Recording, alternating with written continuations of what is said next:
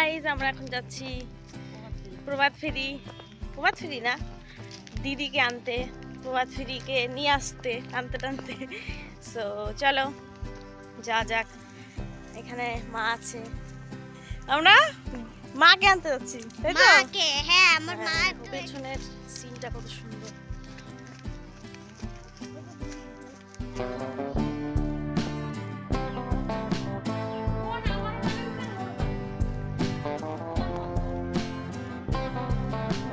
তো আমরা এখানে দিদিকে আনতে গিয়ে কাকাদের বাড়িতে গিয়ে উঠলাম, আর বেশি দূর গেলাম না, কারণ এখানে কাকাদের বাড়িতে এসে আমরা দেখব পুরো প্রভাত ফেরিটাকে, আর এখান থেকে দিদিকে নিয়ে যাব। তো আমরা এখানে একটু গল্প সল্প করলাম, আড্ডা ফাড্ডা দিলাম, তারপরে কিন্তু একটু পরে প্রভাত ফেরি মানে র্যালিটা আসবে। সো কতজন মানুষ অলরেডি আসা শুরু হয়ে গিয়েছে অনেকজনের, আর দেখতে পাচ্ছ 2-3 জন করে করে আসছে, আর কিছুক্ষণ পরেই কিন্তু র্যালিটা চলে আসবে। তো আমি এখন কাকি বাড়ি আছি, এখন প্রভাত ফেরিতে সবাই আসছে, পেছনে হয়তো দেখতে পাচ্ছ, আর এখন দিদি আসবে, তো দিদিকে আমরা নিতে এসেছি, আমরা যাইনি কারণ অনেকটা হাঁটতে হয়। সো দিদি গেছে, আর ভাগ্নি যেহেতু আছে তাই দিদিকে আমরা রিসিভ করতে এসেছি। সো আমরা এখানে কাকি বাড়িতে একটু গল্প টল্প করলাম, মাও এখানে এসছে, কাকিও আছে, এই যে আমার কাকি, এই যে আমি কাকি বাড়িতে এসেছি, আর আমরা এখন যাব, আমি কাকি মা সবাই মিলে যাব, দিদিকে রিসিভ করব। সো চলো মা বলো।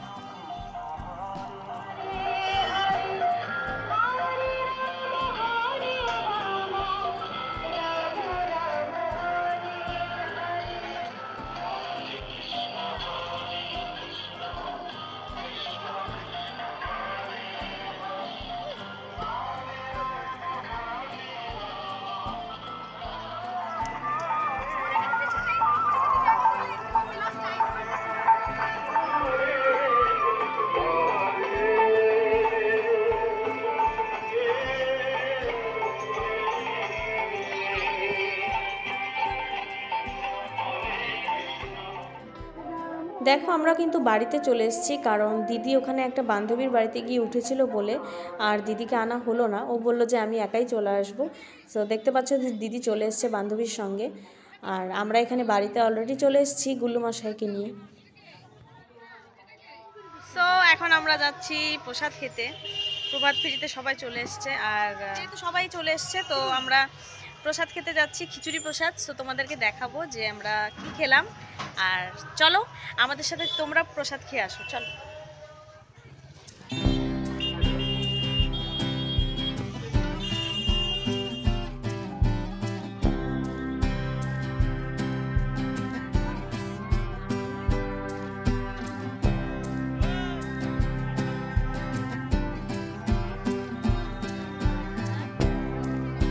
আমরা এখন খেতে বসে পড়েছি,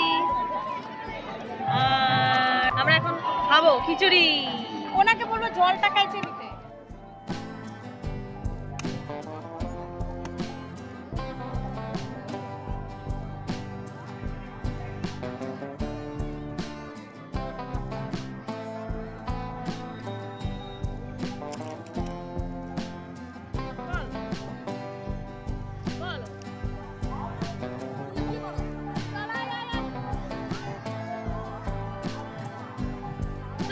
আমরা এখন চলে এসেছি খেয়ে দিয়ে, আমরা এখন খেয়ে দিয়ে চলে এসেছি।